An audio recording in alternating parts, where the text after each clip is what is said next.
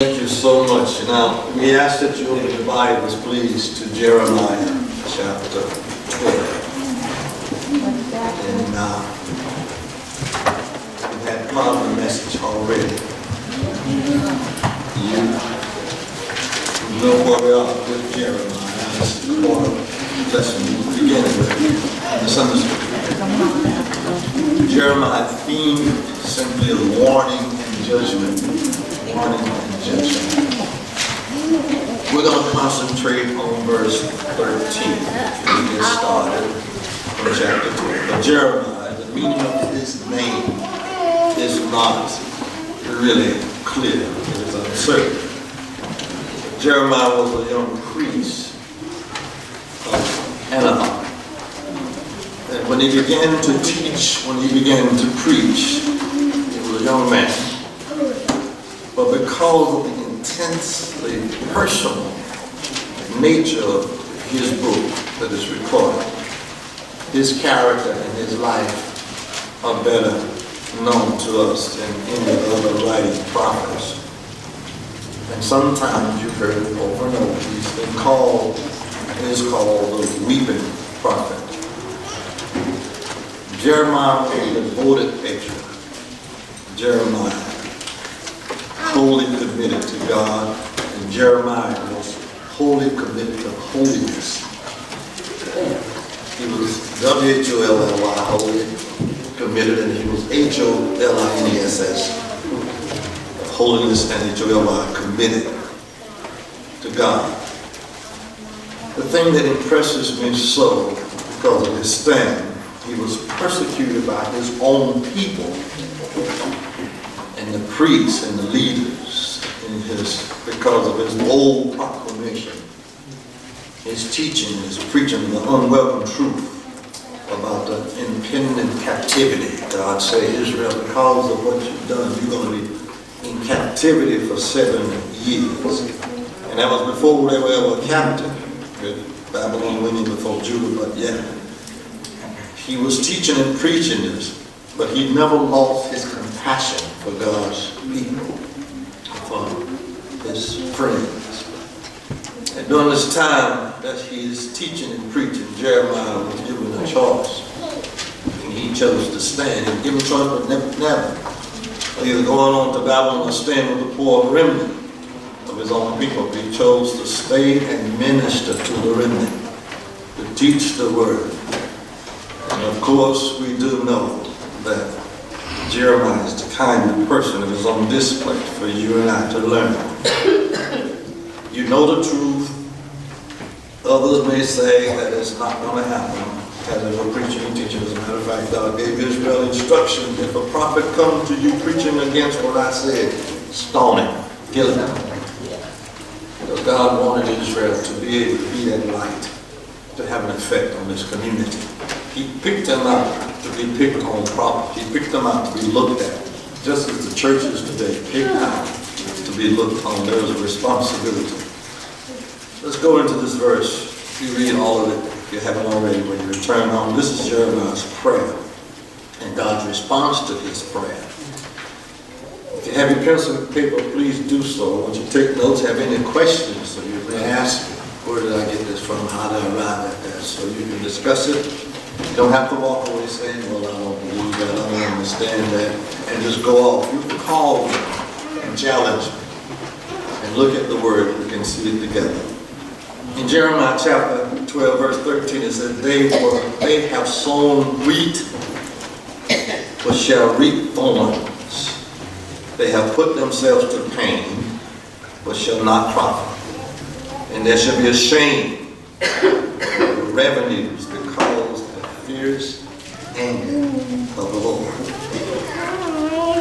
Now, in Deuteronomy 28:15, the Lord told them there would be curses declared on them for not obeying his voice, not obeying his commandments. You don't respond to my voice to get my commandments, there's a curse. And once you hear my voice and don't respond to my commandments, there's a curse. He said, this is irreversible.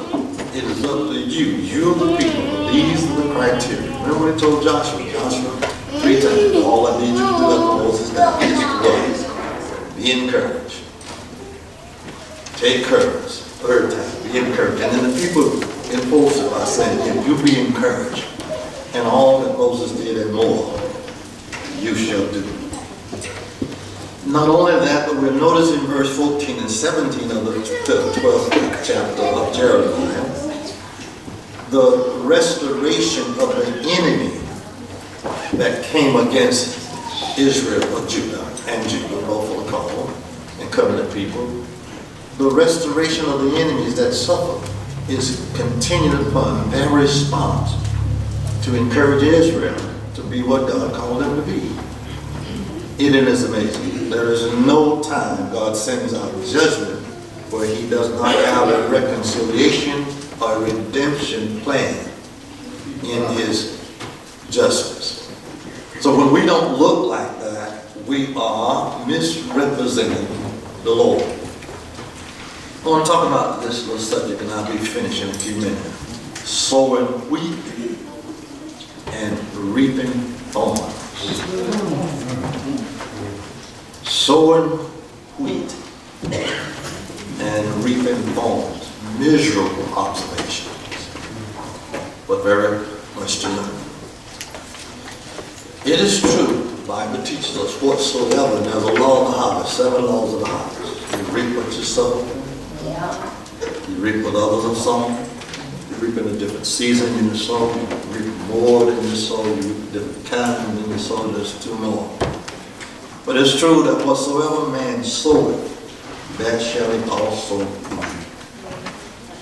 It is also true that we cannot gather grapes of thorns, the Bible teaches, or figs of thistle.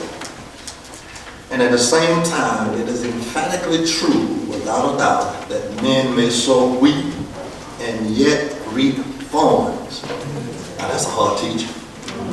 The contradiction is only on the surface, but it suggests inquiry. The Lord wants, when he put a message out there, if it's in a parable, it's hidden from those who cannot, not read it spiritually, receive it.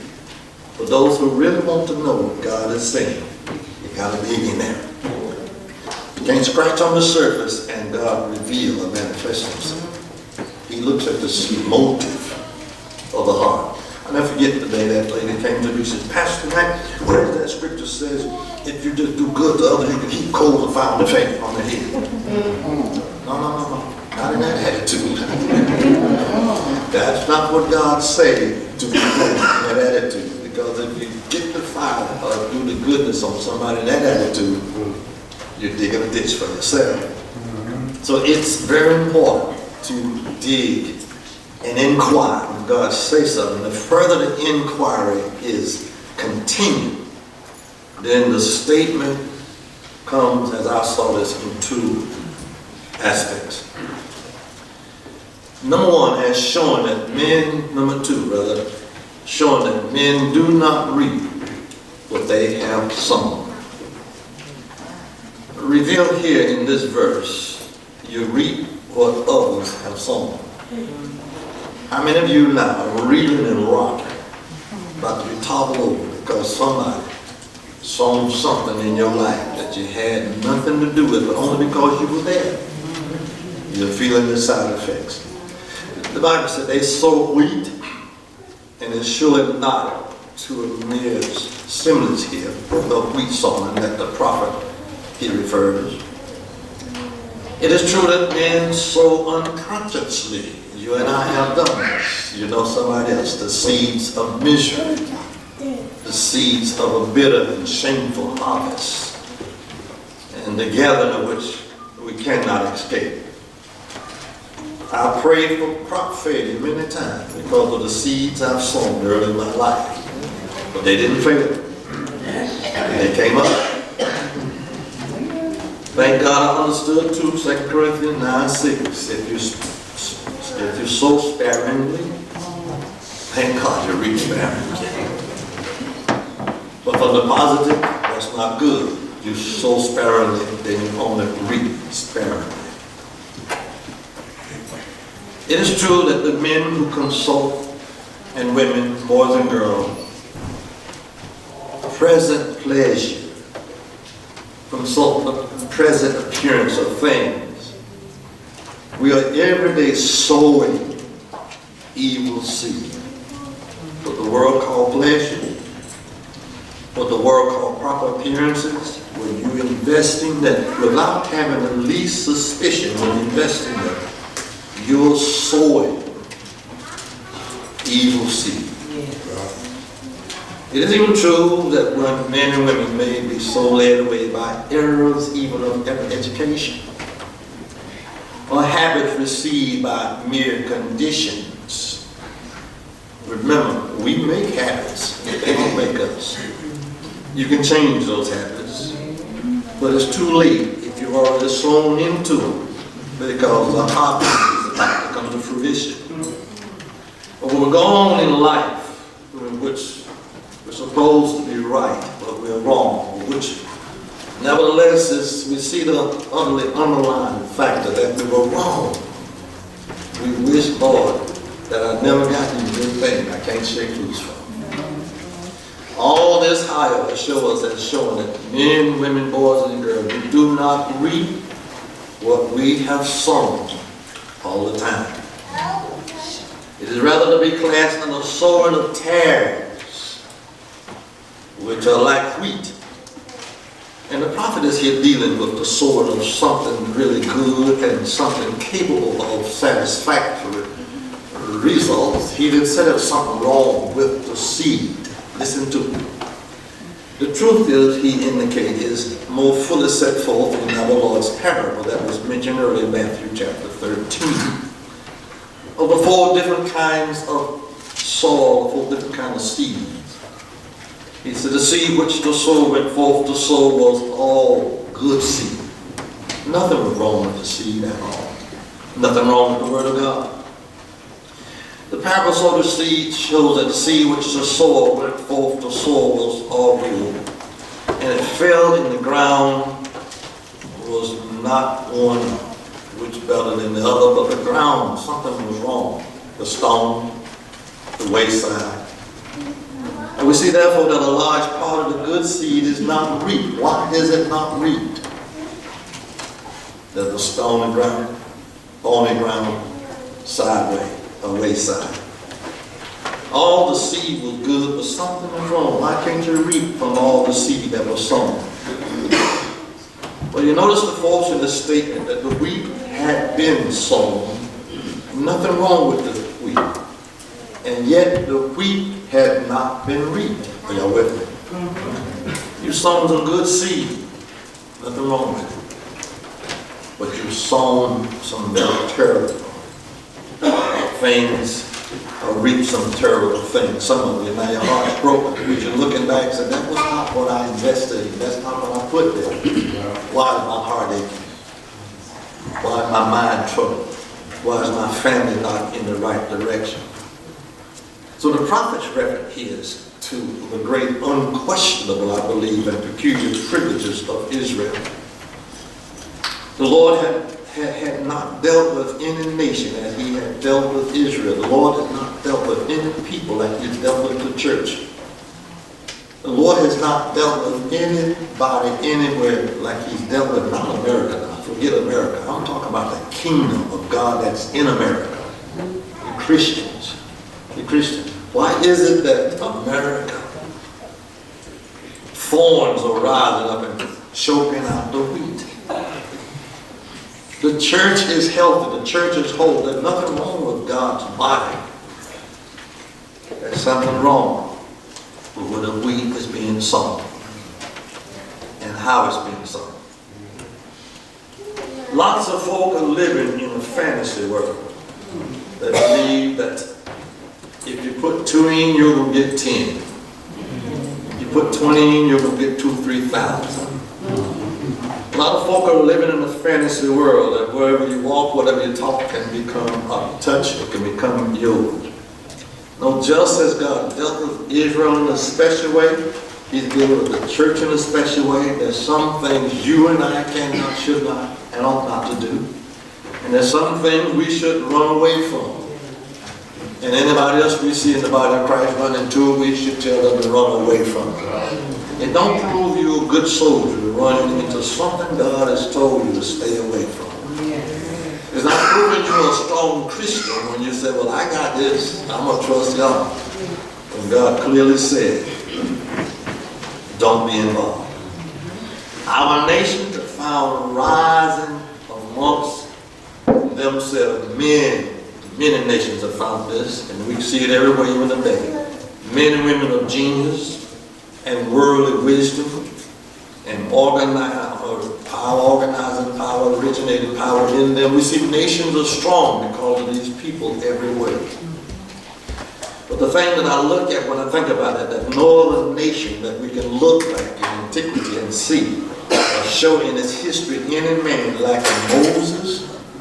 We can't see anybody in other nations, a man like Samuel or like David. Buddha's not like him, but he's a mighty person in the nation of those people. But none can compare with the Moses or Samuel or David, or even the very least of the prophets when we look at the nation of Israel. None of them look like that. And we look upon Israel, therefore, because of that, as a representative of all who have enjoyed abundance of religious privileges, of those who early days have been in the midst of religious instruction and association. Yet, when we look at them out of this very class, the worldliest of the worldly, the worst kind of people have come out of the privileged people of God. Amen. You ask yourself that question, why? This is what Jeremiah was dealing with when he was dealing with Israel. For all the truth that had been bountifully sown amongst Israel, God himself speaking to the leaders, God himself giving instructions, God himself writing on tablets, God himself ordaining prophets to speak, but yet the most worldliest worldly people came out of Israel. All the truth they had sown amongst them. Not one stalk of resource, as I can see, is to be seen. So mark what I'm about to say to associate is called the negation of good results because of their behavior. What do we learn from this? Let's share this verse and then I get to bring it to a close. It is not a sad thing that one should have to read, I believe, first of all, of so much divine truth. It's not a sad thing that we should have to come down from this fact and say, let me look at what's coming down from heaven. It's not a sad fact that we see all of this because God has made it possible that you and I can be without, should be without excuse. Look at all the glorious relations. Look at the angelic visitations. So many inspired prophets, so many witnesses, and so many movements, so many great blessings, so many victories for Israel. And then on the other hand, so little manifest results of what God had given them to them, regenerated. It didn't even purify the human's heart. Why? Why? Jeremiah came on the scene, was not like that all, attacked, but he had the passion to continue to share the word, regardless of whether they were not invited to parties or visited by friends. He knew the results of their condition as they stood was the fact that they had rejected God's truth. But God also promised, I'm not going to leave you in that muck in the mire, but you're going to go for 70 years of torment and torture by your enemy. But I have already purchased the land. It's yours. You're going to arrive there. But before you get there, you got to go through something. You got to be hurt. You got to be tormented. You got to be mistreated. You got to be enslaved. The prophet came on the scene and said, oh no, by faith, all you got to do is just denounce it, reject it, don't claim it, and you're going to be all right. God said, stone him. Get him out of your life. Because what God says, doesn't matter who tries to challenge it. Doesn't matter how they twist the word. Doesn't matter how many times they get the majority to vote against what thus says the Lord. Doesn't matter how sweet they make it sound. Doesn't matter how much charisma they put into to make it sound like they're above you. It does not trump God's instructions or God's denouncement of God's judgment. It's going to happen. You reap what you sow, but you also reap what others are sowing, and you also will not reap what you sow. Oh, Pastor, why is that? Look at what Jeremiah said. They sowed wheat, but they did not. Verse 13 again. You sown wheat, but you shall reap thorns. Let's close with this. It is not a sad thing that we should look at this. It's an encouraging thing. The second thing I noticed is showing that men reap what they have not sown. We talked about sowing wheat and reaping corn. We talked about as showing that men do not reap what they have sown. Now we're talking about as showing that men reap what they have not sown. You didn't sow that problem in your life, did you? Some of us did.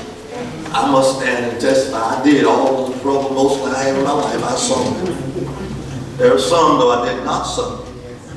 But how many of you can stand and say, I did not sow this seed, but I'm reaping a thorn? How many of you say, I sowed good seed, but I have not reaped good results from it? As showing that men reap what they have not sown. Thorns, of course, could not be reaped unless thorns were planted. But no one would deliberately, I don't think, plant thorns in their garden. That would be to say, if you planted the thorns as you planted them, at the very beginning, one's possibility of choice is you say, I'm going to plant these thorns. You say what? Evil be thou my good. But the heart of man, the Bible says, rich, the heart of man, deep, rich, deep, inexhaustible ground, as it is, has come on a curse. And it started back when? With Genesis 3:18. It's but a shadowy suggestion. But the Lord stated, the vicious willingness of the ground. Thank God for the obedience of creation. The vicious willingness of the ground to bring forth thorns and thistles. Every gardener knows pretty well. I still have some briar thorns in the back of my house. I reached and grabbed them to try to pull out the flowers, but they pricked me and I left them alone. I should have pursued it because now it is so strong I can't even pull it out of the ground. I got to dig it up and cut the roots out, but I have to have gloves on in order to do that. Vicious wilderness of the ground to bring forth thorns that I did not plant. The thistles, every garden, if you planted a garden, you know what I'm talking about. Chapter 4, verse 3 needs to be borne in mind. Sow not among thorns. This is what Jeremiah teaching Israel. Do not sow among thorns. Men shrink from the toil. Men shrink from the sorrow and the suffering needed to uproot the false, injurious, and still more difficult to find the watchfulness and determination. What is it you must do when you pull the thorn up? Watch that it will not come up again.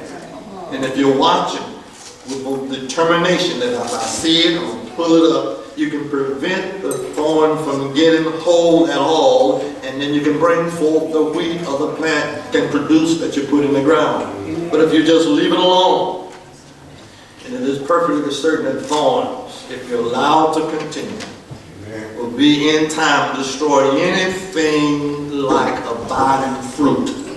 Where did we get that from? The Bible teaches us. And this is what Jesus teaches. And you notice the importance between the tares and the thorns. Let me establish this before I close. Very important, I believe. Notice the difference between the tare and the thorns that Jesus taught. And Jeremiah's teaching here. The wheat and the tare can grow together. You can leave them alone. They can grow together. Why? Because once the tare comes to the fruition of its life, you can differentiate the difference between the wheat. When the wheat is perfected, obviously it don't look like the tare did.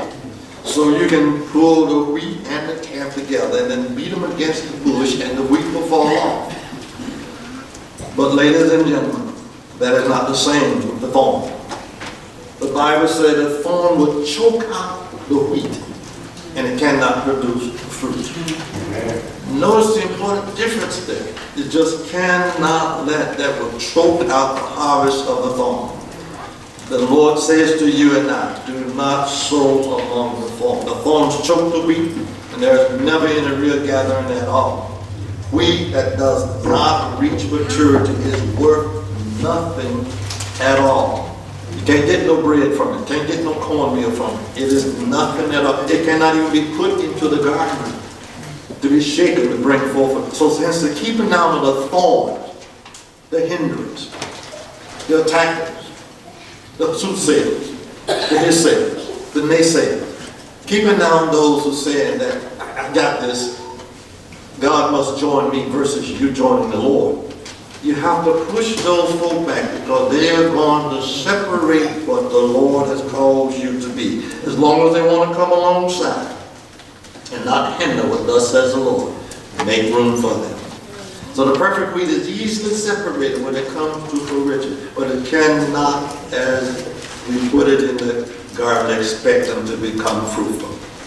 If the negative condition are neglected, the positive conditions are nullified. Israel was now, as we see, sunk in the filthiest abomination of idolatry. They were in such abomination that they were everything that centered to God, the songs, the praise, the sacrifices, the rituals, memorials, was now stinking in the nostrils of God. They began to say, Lord, in essence, take what I want you to have the way I want you to have it. Yeah, I know I have this hidden sin in my heart. I know this in my mind. I know I've not forgiven. I ask for forgiveness, but I'm going to follow this rule and ritual. And you just accept it. God said no. Because you've allowed the negative, the thorns, the evil of this world to be part of your life, I will not use you until I purge you. Israel was now, we see, in a bad situation. Look at the whole book of Jeremiah. But it had come to this through a long neglect of the most earnest warning. It didn't happen overnight. It didn't happen at an hour. But over a long period of time, they kept on inch by inch. You know how we do. We become too familiar with God. Just because God granted us a blessing today to enjoy life, we think it all right. We got by. We think we're getting away. Let me leave you alone. Every time I think I get by, I think I'm getting away. Every time the Lord allow me to see another day, to enjoy another fellowship, to enjoy another blessing, to see through these eyes, to hear through these ears, to speak through this mouth, to enjoy my heart, my feelings, and my emotion, to help me articulate with my brain, differentiate things and stuff, and hear the sound, and be able to identify different. I'm going on. You know, this is automatic. It's going to happen again. Every time I have an influence on somebody's life, I'm thinking, well, it's all right with God. But one of these days, God's going to take Charles and say, Charles, it's checklist time. You're on the front line, Charles. There are some things you got to bring in check. Just as it were with Israel, how much in my life is like idolatry? I'm not talking about me. I'm not going to talk about you. How much is in my life that shouldn't be there? What are some of the things I've embraced and permitted around me that God has already denounced and rejected? But yes, I'm embracing. What are some of those things that happen in government, in churches, in friends, in families, and even the enemy? Am I treating my enemy the way God wants me to treat them? In Israel, he says that after you get it right, Israel, and he gave instruction there, he said, even the enemy, if they don't touch you the wrong way, I will cause those people who are your enemy, verse 15, it shall come to pass now, if I have to remove you from them, I will. But if they would do, in verse 16, if they will diligently learn the ways of my people, both, learn the ways of my people that have been given to them by you, Baal, you people of Baal, you taught them to behave wrongly, learn that, compare that with what I gave them, and encourage them to get back in the right way. He said, not only will I deliver them, but I will deliver you, that enemy, as well. You notice that?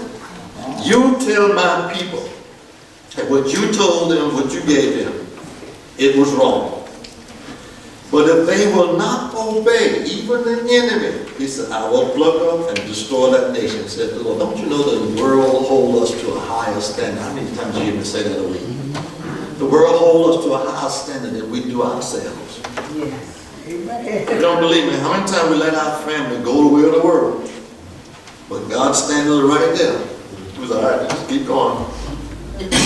The world come back and said, but you look like me, why don't you look like God's rule? will sown seeds of wheat amongst the thorn. Jeremiah said in Numbers 33 and 55. As Israel now, as we see, is sunk into filth. It had come through this a long neglect of most earnest wanderings. But in Numbers 33:55, he said, if you will not drive out the inhabitants of the land from before you. Y'all with me? Amen. He says to Israel, if you do not drive out the inhabitants of the land from before you. Now, he's not talking about giving instructions to the world. He did give in Jeremiah chapter 12 and verses 16. He gave instructions to the enemy. You teach my people. They don't seem to have it. You were able to persuade them to turn from me. You come back and teach them how to get back to me. He said, also will not destroy you, and I'll deliver you because of my people. Now he's saying to the people, if you will not drive out the inhabitants of the land from before you, then it shall come to pass that those which you let remain of them shall be pricks. Are y'all with me? Amen. In your eyes and thorns in your sides. The idolatry of Israel was one of, as I can see, far worse thing than the idolatry of the heathens. The idolatry of Israel was far worse than the idolatry of the heathen. The heathen are in the dark and can't see, can't do no better. But the Israelites was in the light and knew the truth and could do better. The idolatry of the world today is not as bad as the idolatry of progressive church. Oh Lord. The idolatry of the world is not worse than the idolatry of progressive Baptist church. Pastor, you're stepping across the line. Well, let's talk about it a little bit. When the last time you watched what was on your child's cell phone? Or iPad? Or Facebook? For that, your father, your mother's cell phone or computer. Oh, have mercy. Might have to sneak out the door there. He said, these will be pricks in your eyes. What does that indicate? If the eye cannot see properly.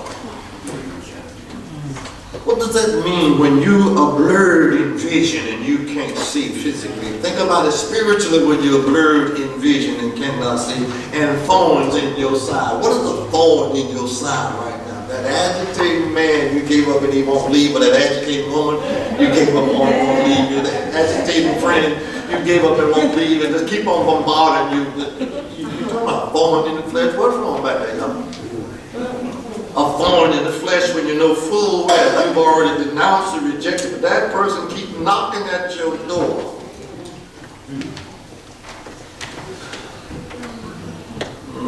Many other things be thorns in the flesh, in your side.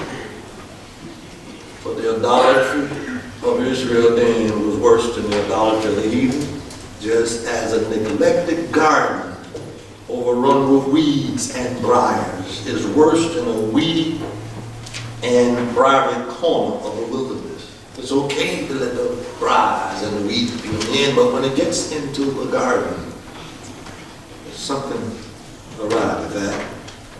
Leviticus 26:16 teaches us that, in Deuteronomy 28:30 through 40, Micah 6:15, etc. Many more verses, but I don't want to tell you all of them. But be careful, ladies and gentlemen, boys and girls, about what you will sow in young people.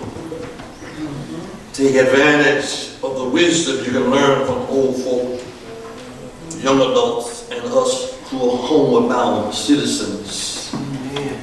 Learn and don't make the same mistake. Don't sow those seeds we've sown. You can make decisions now. You won't have to worry about crop rise and harvesting later on. Embarrassing situation. Do it now. The question is asked, what are you doing for the Lord today? Some of us, if we were honest as older folk, there's some things we're hiding. We don't want you to know. Want you to think we got it managed. But if the truth were told, if God would take by random, either one of us, who over the years managed sin, and to project from these screens right now what we tucked away. What point I'm making here? Learn from us.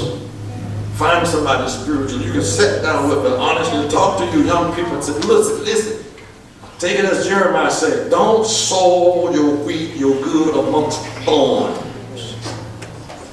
Nothing wrong with your seed, nothing wrong with your word, nothing wrong with your investment, nothing wrong with your intellect, nothing wrong with your eyes, your ears, your mouth. God designed to make it perfect, but when you allow the thorns of this society to come in, it's going to choke out your ability to decide. Should I go left? Should I go right? Should I go up? Should I go down? Should I sit down or run? Should I back up? No, what you are sowing, my friend, if you're not doing it for the Lord today in the right way, it'll come back later, tomorrow. What are you sowing? What do your harvest look like right now? Evil is going to happen. You can't stop evil. The seeds are being sown. Every time you allow the demon, the devil is not doing. We're not important enough for the devil to visit us. He's not omnipresent. He's somewhere over in Iraq or Iran right now. He's not here. He's not omnipresent. His demons are all around us. His demons are all around us. He's not like God. God is a spirit, and he's everywhere. Nothing at any time is out of God's presence. It's always. But the devil's only one spirit, one person. But his demons, every habit you have that is not designed by God, whether it was yesterday or 10, 50 years ago, and you didn't get rid of it, that demon is still right there. Oh, yeah. Evil is going to happen. Seeds are being sown.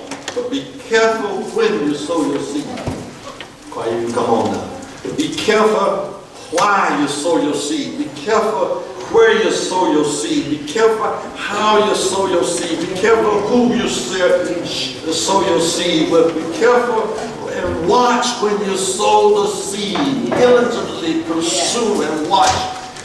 Your watchfulness should be with the determination to not let the thorns choke it out.